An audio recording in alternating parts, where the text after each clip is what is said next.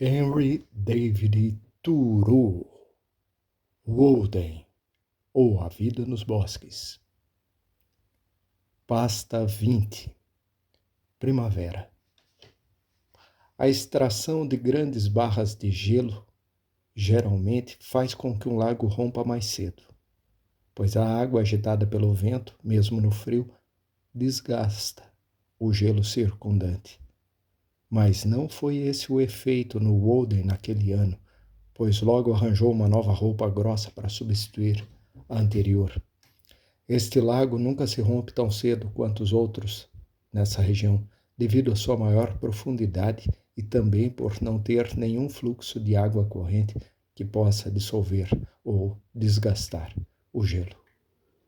Nunca soube que ele tenha se aberto durante o inverno, nem mesmo no de 1852-53, que representou uma aprovação tão rigorosa para os lagos.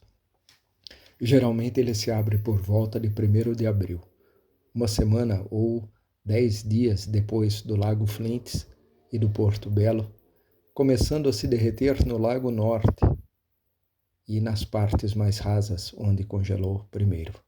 Ele sinaliza melhor do que qualquer outra água nos arredores o avanço da estação em termos absolutos, sendo menos afetado por alterações passageiras de temperatura.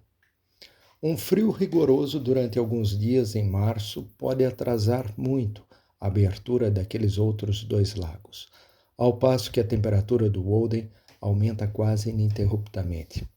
Um termômetro lançado no meio do Walden em 6 de março de 1847 ficou em 0 graus, ou seja, o ponto de congelamento. Perto da margem, em 0,56 graus centígrados. No meio do lago de Flints, no mesmo dia, 0,28 graus centígrados. A 60 metros da margem, na água rasa, sob uma camada de 30 centímetros de gelo, em 2,22 centígrados. Esta diferença de 1,94 graus centígrados entre a temperatura do fundo e do raso neste último lago e o fato de que uma grande parte dele é relativamente rasa, mostram por que ele deve se romper muito mais cedo do que o Walden. O gelo na parte mais rasa, desta vez, era vários centímetros mais fino do que no meio. No auge do inverno, o meio tinha sido o ponto mais quente, com a camada mais fina de gelo. Assim, qualquer pessoa que tinha andado pelas margens de um lago no verão deve ter percebido que a água é muito mais tépida perto da margem, com apenas 8 ou 10 centímetros de profundidade do que uma pequena distância mais adiante, e onde a profundidade é maior, muito mais tépida na superfície do que no fundo. Na primavera, não só o sol exerce influência, aumentando a temperatura do ar e da terra, como também seu calor atravessa o gelo com uma espessura de 30 centímetros ou mais e se reflete do fundo na água rasa. Também aquece a água e derrete o lado de baixo do gelo, ao mesmo tempo em que derrete mais diretamente por cima, tornando-o irregular e fazendo com que as bolhas de ar dentro dele se distendam para cima e para baixo, até que o bloco se torna como um favo de mel e finalmente desaparece de súbito com uma única chuva de primavera. O gelo tem veios como a madeira, e quando um bloco começa a se desfazer ou a virar favo, isto é, a assumir a aparência de um favo de mel, qualquer que seja a sua posição, os alvéolos de ar ficam em ângulo reto com a antiga superfície de água. Quando há uma pedra ou um tronco erguendo-se perto da superfície, o gelo ali é muito mais fino e frequentemente se derrete por completo a esse calor refletido. E ouvi dizer que na experiência em Cambridge para congelar a água num tanque raso de madeira, embora circulasse ar frio por baixo, e assim ele tivesse acesso aos dois lados, o reflexo do sol vindo de baixo mais do que contrabalançava essa vantagem. Quando uma chuva morna no meio do inverno derrete a neve congelada do Walden e deixa no centro um gelo duro, escuro ou transparente, haverá uma faixa de gelo branco quebradiço, embora grosso, com 5 ou mais metros de largura, ao longo das margens, criada por esse calor refletido. E também, como eu disse, as próprias bolhas dentro do gelo funcionam como lentes convexas que aquecem e derretem o gelo na parte de baixo. Os fenômenos do ano se reproduzem diariamente num lago em escala reduzida.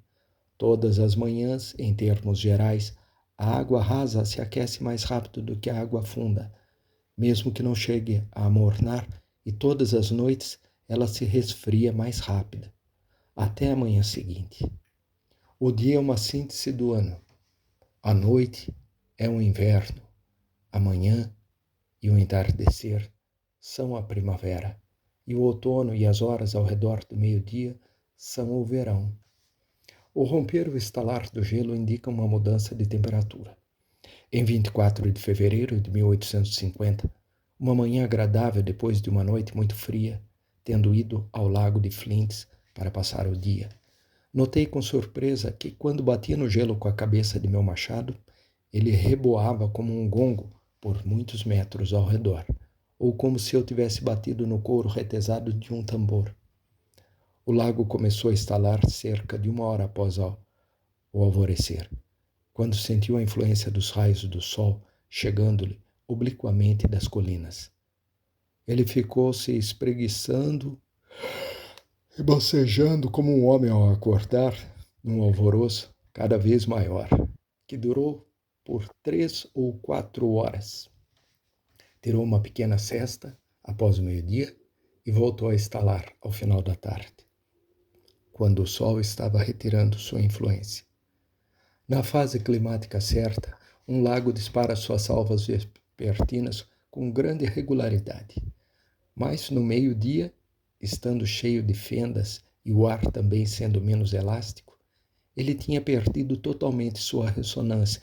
Provavelmente, nenhum peixe ou rato almiscarado se assustaria com alguma pancada sobre sua superfície. Os pescadores dizem que o trovejar do lago espanta os peixes e eles não mordem a isca. O lago nem sempre troveja ao entardecer, e não sei dizer com certeza quando ocorre esse trovejar, mas mesmo que eu não perceba nenhuma diferença no tempo, ele certamente percebe. Quem é que desconfiaria que uma coisa tão grande, tão fria, de pele tão grossa, é tão sensível? E, no entanto, o lago tem sua lei, a qual ele troveja em obediência no momento certo, com a mesma segurança com que os brotos crescem na primavera. Toda a terra está viva e coberta de papilas. O maior dos lagos é tão sensível às mudanças atmosféricas quanto o glóbulo de mercúrio em seu tubo. Um atrativo para vir viver na mata era o tempo e a oportunidade que eu teria de presenciar a chegada da primavera. O gelo no lago finalmente começa a se alveolar como favo, e posso calcar meus talões nele ao caminhar. As brumas, as chuvas, os sóis mais quentes estão derretendo gradualmente a neve. Os dias se tornam sensivelmente mais compridos e vejo que vou atravessar o inverno sem aumentar minha pilha de lenha, pois já não é necessário acender um fogo muito grande. Estou atento aos primeiros sinais da primavera para ouvir a nota casual de alguma ave chegando ou o chirro do esquilo listrado, pois agora suas reservas devem estar quase que esgotadas, ou ver a marmota se arriscar a sair de seu quartel de inverno. Em 13 de março, depois de ter ouvido o azulão, o pardal cantador e o melro de asa vermelha, o gelo ainda estava com quase 30 centímetros de espessura. Conforme o tempo esquentava, ele não se mostrava visivelmente desgastado pela água e nem havia rompido e se posto a flutuar como nos rios. Mas, embora estivesse totalmente derretido numa faixa de cerca de 2,5 metros, junto à margem, o meio estava apenas alveolado e saturado de água, de modo que era possível atravessá-lo a pé, mesmo com 15 centímetros de espessura. Mas na noite seguinte, talvez, depois de uma chuva morna, seguida pela bruma, ele desapareceria por completo, totalmente dissolvido com a bruma, sumindo no ar. Um ano passei pelo meio do gelo 5 dias antes de desaparecer de todo. Em 1845, o Walden se abriu completamente em 1º de abril, em 1846, no dia 25 de março, e em 1847, em 8 de abril. Em 1851, 28 de março, 1852, 18 de abril, 1853, 23 de março, 1854, 7 de abril. Cada episódio relacionado com o degelo dos rios e lagos e a melhoria do tempo é especialmente interessante para nós, que vivemos num clima de extremos tão grandes. Quando chegam os dias mais quentes, quem mora perto do rio ouve o gelo estalar, à noite, com um estrondo alarmante, alto como um tiroteio de artilharia, como se seus grilhões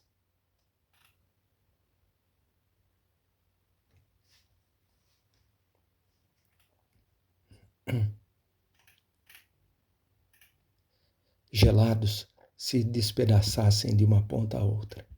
E em poucos dias ele desaparece rapidamente. Assim o jacaré emerge do lodo com estremecimentos de terra. Um homem de idade que tem sido íntimo observador da natureza e conhece tão bem todas as suas operações, como se na infância tivesse ajudado a construí-la e pôr-lhe a quilha no estaleiro, que chegou à maturidade e mesmo que chegasse à idade de Matusalém, dificilmente teria mais a aprender sobre a natureza, disse-me, e fiquei surpreso ao ouvi-lo manifestar espanto diante de alguma operação da natureza, pois eu pensava que não havia segredo entre eles, que num dia de primavera ele pegou sua espingarda e o barco e resolveu se entreter um pouco com os patos. Ainda havia gelo nas várzeas, mas no rio não. E ele desceu sem obstáculos, de Sudbury, onde vivia, até o lago Porto Belo, que encontrou inesperadamente coberto, em sua maior parte, por uma sólida camada de gelo. O dia estava quente e ele ficou admirado ao ver uma quantidade tão grande de gelo ainda restante. Não vendo nenhum pato, escondeu seu barco na parte norte ou de trás de uma ilha no lago, e então se ocultou nas moitas do Lago do Sul, à espera deles. O gelo tinha se derretido por uns 15 ou 20 metros desde a margem e havia um lençol liso e tépido de água com um fundo lodoso, tal como os patos gostam, e ele pensou que provavelmente logo apareceriam alguns por ali. Depois de estar deitado lá por cerca de 1 hora, ele ouviu um som abafado que parecia muito distante, mas singularmente majestoso e marcante, diferente de qualquer coisa que já tinha ouvido, aos poucos aumentando e se avolumando como num final universal grandioso, um rugido impetuoso e sombrio, que de repente lhe pareceu o som de um enorme bando de aves vindo pousar ali. E apanhando sua arma, ele se levantou rápido e excitado, mas, para sua surpresa, descobriu que o bloco inteiro de gelo tinha começado a se mover enquanto estava deitado e boiar até a beirada do lago. E o som que ouvira era sua borda raspando na margem. De início ficando mordiscada e esfarelada, mas depois se erguendo e espalhando seus fragmentos por toda a ilha a uma altura considerável antes de se assentar outra vez. Por fim, os raios do sol atingem o ângulo certo e os ventos tépidos, soprando entre a neblina e a chuva, derretem os bancos de neve, e o sol, dispersando o nevoeiro, sorri sobre uma paisagem enxadrezada de branco e cor ferrugem fumegando de incenso, por onde o caminhante escolhe seu caminho de ilhota em ilhota, inspirado pela música de 1000 arroios e regatos tilintantes, cujas veias estão repletas com o sangue do inverno, que levam embora. Poucos fenômenos me davam mais prazer do que observar as formas que a areia e o barro degelando assumem ao escorrer pelas laterais de um alto talude escavado na estrada de ferro, por onde eu passava a caminho da cidade. Um fenômeno não muito comum em escala tão grande, embora a quantidade de novas rampas com esse mesmo tipo de material deva ter se multiplicado muito desde a invenção das ferrovias. Era uma areia em grãos de todos os tamanhos e de cores ricas e variadas, geralmente misturada com um pouco de barro. Quando a geada se desfaz na primavera, e mesmo num dia de degelo no inverno, a areia começa a escorrer pelas rampas como lava, às vezes rompendo e transbordando pela neve, onde antes jamais se vira qualquer areia. Inúmeros filetes se sobrepõem e se entrelaçam, exibindo uma espécie de produto híbrido que obedece em parte às leis das correntes e em parte às leis da vegetação. Conforme escorre, ela assume as formas de sarmentos ou folhas de suculentas, formando montes de guirlandas ou ramalhetes polpudos com 30 centímetros ou mais de profundidade, os quais, vistos de cima, parecem os estábulos de lobos lacineados e bricados de alguns líquens, ou lembram-nos corais, patas de leopardos, ou pé de pássaros, miolos, pulmões ou intestinos, excrementos de toda a espécie. É uma vegetação realmente grotesca, cujas formas e cores vemos reproduzidas em bronze, uma espécie de folhagem arquitetônica mais antiga e típica do que o acanto, a chicória, a era, a vinha ou qualquer folha vegetal.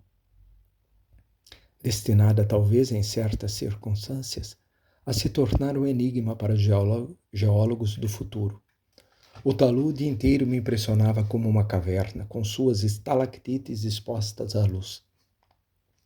As várias tonalidades da areia são singularmente ricas e agradáveis, abarcando os diversos tons de ferrugem, castanho, cinza, amarelado e avermelhado. Quando a massa fluindo atinge o dreno ao pé da rampa, ela se espalha mais plana em praias, as correntes separadas perdendo sua forma semicilíndrica, se espraiando e se alargando gradualmente, juntando-se conforme se tornam mais úmidas, até formar um areal espraiado, ainda belamente variegado, mas onde conseguimos perceber as formas vegetais originais, até que, por fim, na própria água, elas se convertem em bancos, como aqueles que se formam na foz dos rios, e as formas vegetais se perdem nas marcas ondulantes do fundo. A rampa inteira, que varia de 7 a 14 metros de altura, às vezes fica coberta com uma massa desse tipo de folhagem, ou ruptura arenosa, por 400 metros de um ou de ambos os lados, efeito de um único dia de primavera. O que torna admirável essa folhagem de areia é que ela passa a existir de súbito. Quando vejo num dos lados a rampa inerte, pois o sol atua primeiro num lado só, e no outro lado vejo essa folhagem luxuriante, criação no espaço de uma hora, sinto-me atingido como se, num sentido bem peculiar, estivesse na oficina do artista que criou o mundo e a mim, como se estivesse vindo ao local onde ele ainda estava a trabalhar, entretendo-se com essa rampa e, num excesso de energia, espalhando por ela seus novos desenhos. Sinto-me como se estivesse mais próximo dos órgãos vitais do globo, pois esse transbordamento de areia é uma espécie de massa foliácea, tal como os órgãos vitais do corpo animal. Desse modo, encontramos na própria areia uma antecipação da folha vegetal. Não admira que a terra se expresse exteriormente em folha, pois tanto trabalha interiormente com a ideia. Os átomos já aprenderam essa lei, estão prenhes dela. A folha encontra aqui seu protótipo. Internamente, seja no globo ou no corpo animal, é um lobo espesso e úmido, palavra que se aplica especialmente ao fígado, aos pulmões e às folhas ou camadas de gordura. Labor, lapsus, escorrer ou deslizar abaixo, um lepsin, escoamento ou deslize, globus, lobo, globo, também lep, flap, falda, aba e muitas outras palavras. Externamente, uma folha fina e seca, tal como o F e o V são um B prensado e desidratado. Os radicais de lobo são IB, a massa suave do B, um lobo só, ou B, dois lobos, com um líquido por trás empurrando em frente. Em globo, GLB, o G gutural, acrescenta ao significado a capacidade da garganta. As penas e as asas dos pássaros são folhas ainda mais finas e secas. Assim também passamos da larva inerte e pesada na terra para a borboleta, leve e flutuante no ar. O próprio globo se transcende e se translada continuamente, tornando-se alado em sua órbita. Mesmo o gelo começa com delicadas folhas de cristal, como se tivesse escorrido dentro de moldes que as frondes de plantas aquáticas teriam imprimido no espelho d'água. A própria árvore inteira é apenas uma folha, e os rios são folhas ainda maiores, cuja polpa é a terra entre eles, e as vilas e as cidades são os ovos de insetos em sua axila. Quando o sol se retira, a areia deixa de se escoar, mas de manhã as correntes recomeçam a se ramificam incessantemente numa miríade de outras correntes. Aqui vemos talvez como se formam os vasos sanguíneos. Se olharmos de perto, notaremos que primeiramente brota da massa em degelo um filete de areia amolecida, com a ponta em formato de gota como a polpa do dedo, tateando seu caminho às cegas e descendo devagar, até que finalmente, com maior calor e umidade à medida que o sol se eleva, a porção mais fluida em seu esforço de obedecer à lei à qual se rendem mesmo os mais inertes, se separa e sozinha forma um canal, ou uma artéria sinuosa em seu interior, onde se vê um pequeno filete prateado cintilando como um raio e passando de um a outro estágio de folha ou cacho polpudo, sendo por fim tragado pela areia.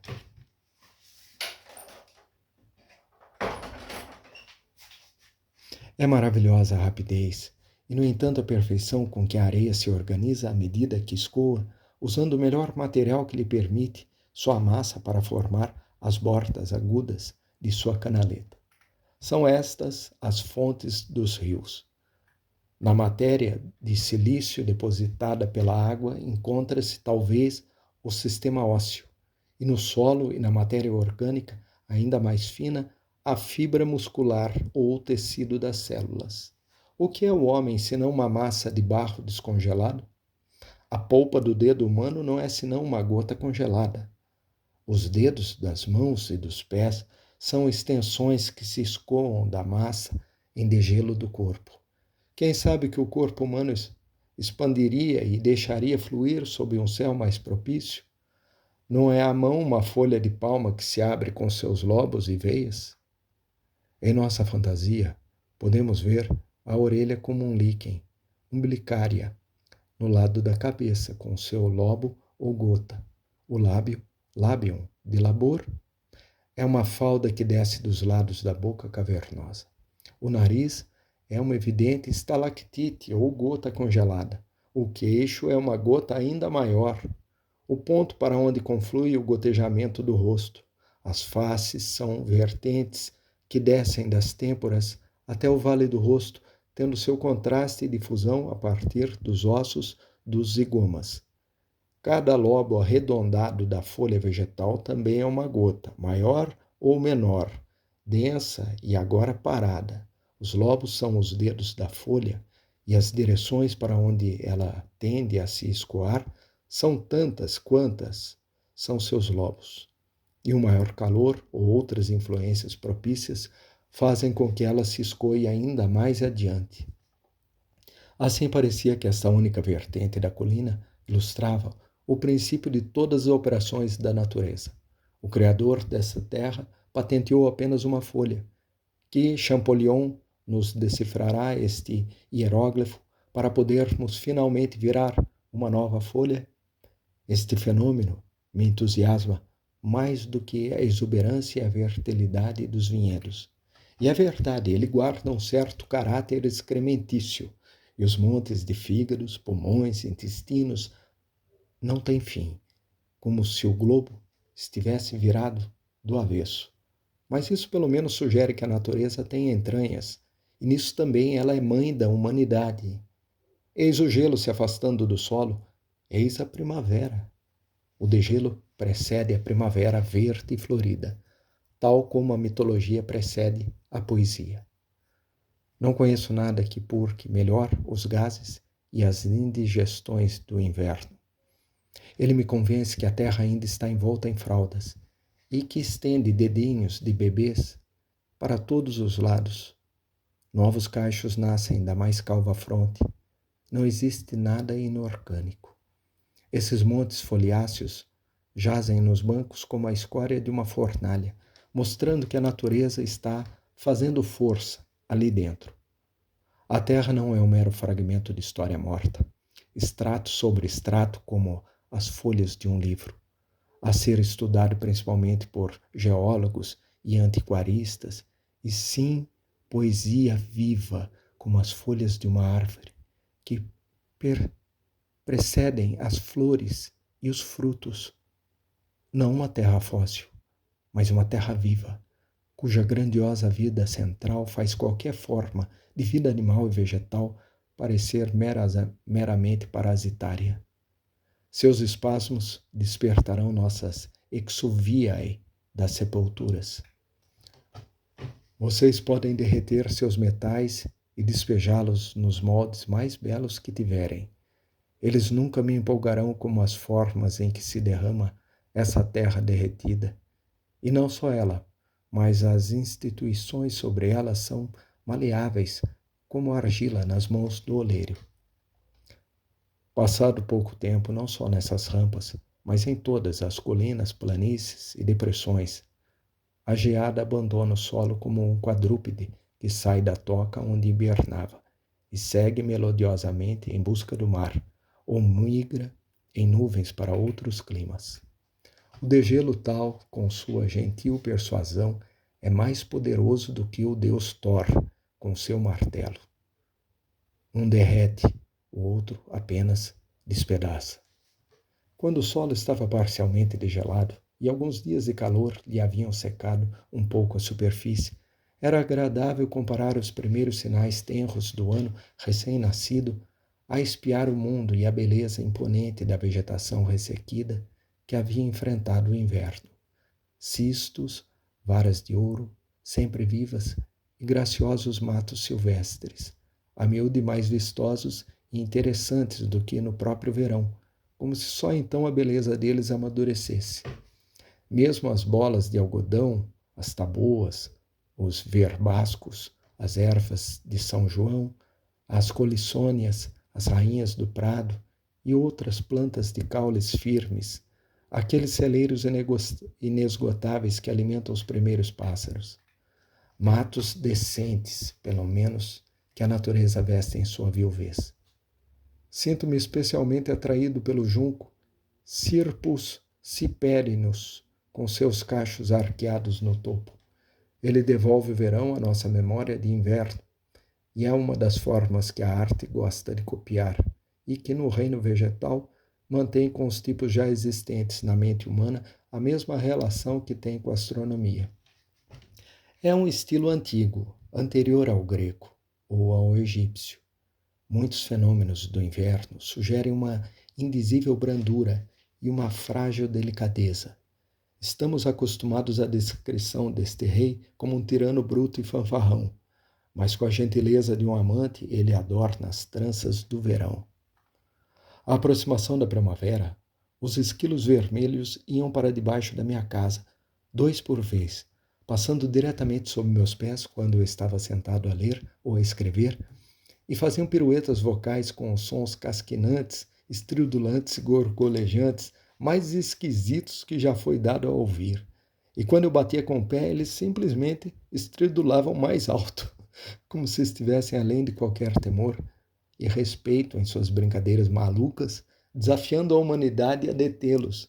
Não, não, não, não, esquilim, esquilim. Faziam-se totalmente surdos a meus argumentos, ou não percebiam a força deles, e entravam numa toada de invectivas que era irresistível.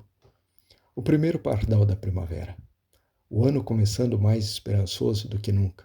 Os débeis treinados, argênteos do azulão, do pardal cantador e do melro de asa vermelha, que se ouviam acima dos campos parcialmente nus e úmidos, como se os últimos flocos do inverno retinissem ao cair. Nessa hora que são histórias, cronologias, tradições,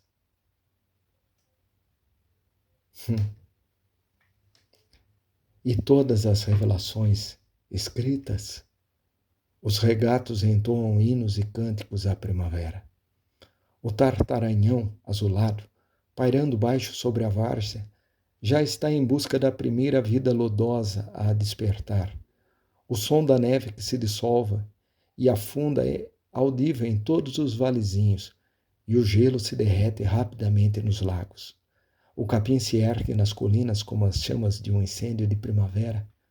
Et primitus uritur herba iberibus primoribus evocata, como se a terra enviasse um calor interno para saudar o retorno do sol. E verde é sua lavareda, não amarela. A lâmina do capim, símbolo da eterna juventude, como uma longa faixa verde, brota da terra penetrante no verão, na verdade tolhido pela geada, mas logo forçando de novo, erguendo sua lança dentre o restolho do ano anterior com a nova vida a impulsioná-lo. Ele cresce com a constância do arroio que brota do solo. São quase iguais, pois nos dias de junho que se alongam e quando secam os arroios, as lâminas dos capins são suas canaletas. Todos os anos os rebanhos se abeberam neste perene córrego verde, e é a ele que o ceifeiro logo acode para alimentar o gado no inverno. Da mesma forma, nossa vida humana perece quase até a raiz, e mesmo assim estende sua lâmina verde para a eternidade. O Walden estava derretendo depressa. Há um canal com 10 metros de largura a norte e a oeste, e ainda mais largo na ponta leste. Um grande bloco de gelo se desprendeu do corpo principal. Ouço um pardal cantador chioreando nos arbustos da margem. Vai, vai, vai, pra lá. Sai, sai, sai. Ele também está ajudando a quebrar o gelo. Como são belas grandes e amplas curvas na borda do gelo, respondendo de alguma maneira às curvas da margem, mas mais regulares. Ele está excepcionalmente firme devido ao frio recente, rigoroso, mas passageiro, e todo molhado ou chamalotado como o chão de um palácio. Em vão o vento desliza sobre sua superfície opaca, rumo a leste, até alcançar a superfície viva mais adiante. É glorioso contemplar esta faixa de água faiscando ao sol, a face nua do lago, repleta de brilho e juventude, como se falasse da alegria dos peixes ali dentro e das areias em suas margens, um resplendor argênteo como o das escamas de um Leuciscus, como se toda ela fosse um peixe só. Tal é o contraste entre o inverno e a primavera. O Walden estava morto e agora está vivo. Mas nesta primavera ele se rompeu de modo mais constante, como disse eu. A passagem do inverno tempestuoso para o tempo ameno e sereno, das horas arrastadas e escuras para as flexíveis e brilhantes, é uma crise memorável anunciada por todas as coisas. Ao final parece instantânea. De súbito um banho de luz encheu minha casa, embora estivesse próximo ao anoitecer. As nuvens de inverno ainda pairassem sobre ela e os beirais gotejassem como uma chuva de granizo. Olhei para a janela.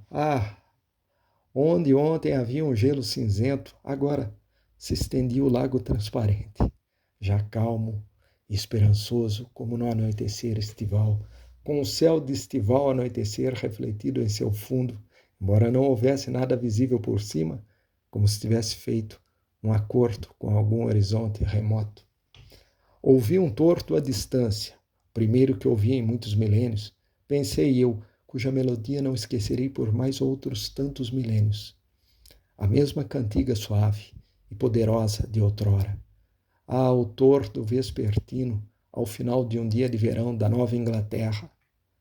Se ao menos eu conseguisse encontrar o galinho onde ele pousa, e digo o galinho, este pelo menos não é o tour dos migratórios. Os pinheiros e carvalhos arbustivos em torno de minha casa, que andavam semi-desfalecidos por tanto tempo, de repente recuperaram suas várias características. Pareciam mais brilhantes, mais verdes, mais eretos e mais vivos, como se tivessem se lavado e se restaurado sob a água da chuva. Eu sabia que não choveria mais. Basta olhar qualquer ramo na floresta ou nossa própria pilha de lenha para saber se o inverno passou ou não. Conforme escurecia, fui surpreendido com o grasnar dos gansos voando baixo sobre a mata, como viajantes cansados, chegando tarde dos lagos do sul, finalmente permitindo-se dar livre razão às queixas e consolos mútuos. De pé à minha porta, ouvi o ruflar de suas asas, quando, rumando para minha casa, de repente viram minha luz e, com um clamor abafado, deram a volta e pousaram no lago. Então entrei, fechei a porta, passei minha primeira noite de primavera na mata. De manhã à porta, fiquei observando os gansos por entre a neblina nadando no meio do lago, a 250 metros de distância, tão grandes e turbulentos que o Walden parecia um lago artificial para o entretenimento deles.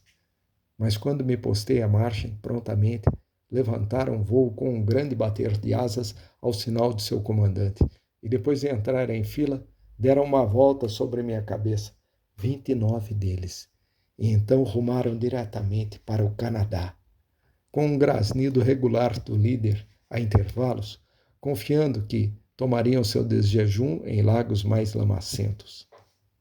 Um círculo de patos se ergueu ao mesmo tempo e tomou a rota para o norte, na esteira de seus primos mais barulhentos. Durante uma semana, ouviu o clangor indeciso e tateante de algum ganso solitário nas manhãs nubladas, procurando seu companheiro e ainda povoando as matas com o som de uma vida maior do que a que podiam prover. Em abril, os pombos apareceram de novo, voando rápido em pequenos bandos, e no devido momento ouvi os martinetes pipilando por sobre meu terreiro, embora não parecesse que a cidade tivesse tantos deles a ponto de me ceder algum, e fantasiei que pertenciam especificamente à antiga raça que morava no oco das árvores, antes da chegada dos brancos. Em quase todos os climas, a tartaruga e a rã estão entre os precursores e arautos dessa estação. E os pássaros voam com melodias e plumagem resplandecentes, e as plantas crescem e florescem, e os ventos sopram para corrigir esta leve oscilação dos polos e preservar o equilíbrio da natureza. Assim como cada estação, à sua vez, parece-nos a melhor. Da mesma forma, a chegada da primavera é como a criação do cosmo, a partir do caos, e a materialização da idade do ouro. Eurus ad auroram, nabatacac regna recessit, persidac et radis juga subdita matutinis. O vento de leste retirou para a aurora, e o reino nabateu. E o persa e submeteu a crista aos raios matinais. Nasceu o homem, que era aquele artífice das coisas, origem de um mundo melhor, tenha o feito da divina semente, ou a terra recente e de pouca, separada do alto, éter tenha retido algumas sementes do céu parente. Uma única chuva branda aviva o verdor do capim. Assim também nossas perspectivas brilham à chegada de melhores pensamentos. Seríamos abençoados se vivêssemos sempre no presente e aproveitássemos toda a ocorrência que nos sucede, como o capim que revela a influência do mais leve orvalho a umedecê-lo, em vez de gastar nosso tempo espiando a perda de oportunidades passadas, o que dizemos ser nosso dever. Tardamo-nos no inverno quando já é primavera. Numa manhã agradável de primavera, os pecados de todos os homens são perdoados. Um dia assim é uma trégua do vício. Enquanto arde um sol desses, o mais pérfido pecador pode retornar. Por meio de nossa inocência recuperada, percebemos a inocência de nossos vizinhos. Ontem você talvez conhecesse seu próximo como ladrão, bêbado ou sensualista, sentisse apenas piedade ou desprezo e perdesse as esperanças no mundo. Mas o sol brilha claro e quente nesta primeira manhã de primavera, recriando o mundo, e você encontra seu vizinho em alguma atividade serena e vê como suas veias exaustas e devassas se dilatam numa calma alegria e abençoam um novo dia. Sentem a influência primaveril com a inocência da infância e todas as suas faltas são esquecidas. Há não só uma atmosfera de boa vontade em torno dele, mas até mesmo um sabor de santidade, tentando se expressar, às cegas e em vão, talvez como um instinto recém-nascido. E por uma breve hora não ressoa nenhum gracejo vulgar na vertente sul da colina. Você vê alguns belos rebentos inocentes preparando-se para romper a casca nodosa, experimentar um novo ano de vida, tenros e frescos como a mais jovem planta. Mesmo ele conheceu a alegria de seu senhor, porque o carcereiro não abre as portas de sua prisão, porque o juiz não encerra seu processo, porque o pregador não dispensa sua congregação, porque eles não obedecem à sugestão que lhes faz Deus, nem aceitam o perdão que ele oferece livremente a todos. Um retorno à bondade realizado diariamente no hálito tranquilo e benéfico da manhã faz com que, em respeito ao amor à vida e o ódio ao vício, a pessoa se aproxime um pouco da natureza primitiva do homem, como os brotos da floresta que foi derrubada. De modo semelhante, o mal que a pessoa faz ao longo de um dia impede que os germes da virtude, que começaram a brotar novamente, se desenvolvam e os destrói. Depois que os germes da virtude foram assim impedidos, muitas vezes, de se desenvolver, o hálito benéfico do anoitecer não basta para preservá-los. Quando o hálito do anoitecer não basta mais para preservá-los, a natureza do homem já não se diferencia muito da do animal. Os homens, ao ver a natureza deste homem como a do animal, pensam que ele nunca possuiu a faculdade inata da razão. São estes os sentimentos naturais e verdadeiros do homem. Primeiro foi criada a Idade de Ouro, que sem vingadores, espontânea, sem lei, acalentava a lealdade e a retidão. Castigo e medo não havia. Não se lia a frase ameaçadora, imprensa no bronze. A multidão suplicante não receava as palavras do juiz e segura vivia sem vingadores. E tampouco o pinheiro abatido nos montes descera as ondas líquidas para ver um mundo estrangeiro, e os mortais conheciam apenas seus litorais. Eterna era a primavera, e plácidos zéfiros de sopro, tépido afagavam as flores nascidas sem semente. Em 29 de abril, quando eu estava pescando na beira do rio, perto da ponte de Niniacre Corner, de pé entre o capim tremulante e as raízes de salgueiro, onde espreitam os ratos almiscarados, ouvi um curioso som de chocalho, parecido com o daquelas castanholas que os meninos tocam com os dedos. E olhando para cima, vi um gavião, muito leve e gracioso, como um bacural, repetidamente subindo como uma onda e depois precipitando-se 5 ou 10 metros, mostrando a parte de baixo de suas asas, que brilhavam como uma fita de cetim ao sol, ou a madrepérola dentro de uma concha. A esta visão lembrei-me da falcoaria e da nobreza e poesia associadas a tal esporte. Esmerilhão podia chamar-se ele, mas não me importa o nome. foi o voo mais etéreo que jamais presenciei. Ele não esvoaçava simplesmente como uma borboleta, nem planava alto como os gaviões maiores, mas brincava com orgulhosa confiança nos campos do ar. Subindo, subindo, com seu estranho cacarejo, ele repetia sua bela queda livre, dando voltas sobre si como um milhafre, e então se recuperando de sua soberba acrobacia, como se nunca tivesse pousado em terra firme. Parecia não ter nenhum companheiro no universo, brincando ali, sozinho, e não precisar de nada além da manhã e do éter, onde se divertia. Não era solitário, mas fazia toda a terra sob ele parecer solitária. Onde estava a mãe que o incubara? Seus parentes, seu pai nos céus? Habitante dos ares, sua única relação com a terra parecia ser um ovo chocado por algum tempo na fenda de um penhasco. Ou seu ninho nativo estaria no canto de alguma nuvem, entretecido com fiapos de arco-íris e de crepúsculo, forrado com alguma suave neblina de verão recolhida na terra. Seu elevado castelo, agora alguma nuvem escarpada. Além disso, apanhei uma rara mescla de peixes dourados, prateados e acobreados brilhantes, que parecia uma feira de pedras preciosas. Entrei naquelas várzeas em muitas manhãs inaugurais de primavera, saltando de uma saliência a outra, de uma raiz de salgueiro a outra, quando o agreste vale ribeirinho e os bosques estavam banhados numa luz tão pura e brilhante que despertaria os mortos, se estivessem adormecidos em seus túmulos, como supõem alguns. Não é necessária nenhuma prova mais sólida da imortalidade. Todas as coisas devem viver a uma tal luz. Onde estava, ó morte, teu aguilhão? Onde estava, ó túmulo, tua vitória então?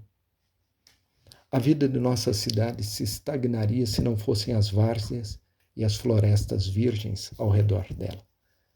Precisamos do tônico do agreste, às vezes vadiar várzeas onde espreitam as galinholas reais e as galinhas d'água. E ouvir o grito das narcejas, sentir o cheiro dos juncos sussurrantes, onde apenas algumas aves mais silvestres, mais solitárias, constrói seu ninho, e a Marta rasteja com o ventre perto do chão.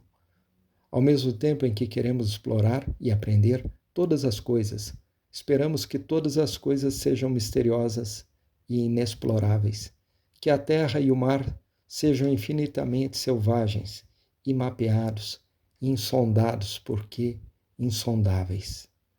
Nunca nos cansaremos da natureza.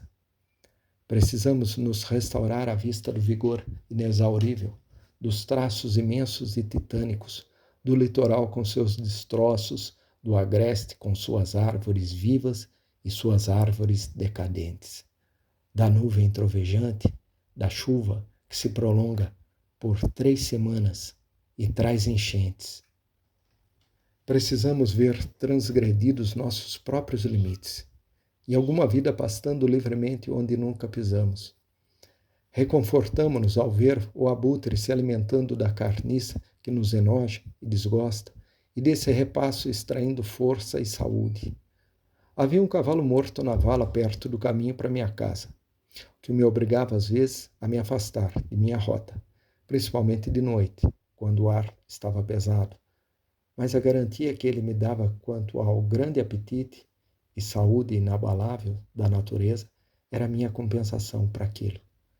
Gosto de ver que há uma tal abundância de vida na natureza que miríades podem ser sacrificadas e cair presas umas das outras, que organismos tenros podem ter sua existência tão serenamente esmagada como polpa, girinos que as cegonhas engolem, tartarugas e sapos atropelados na estrada, e que às vezes choveu carne e sangue.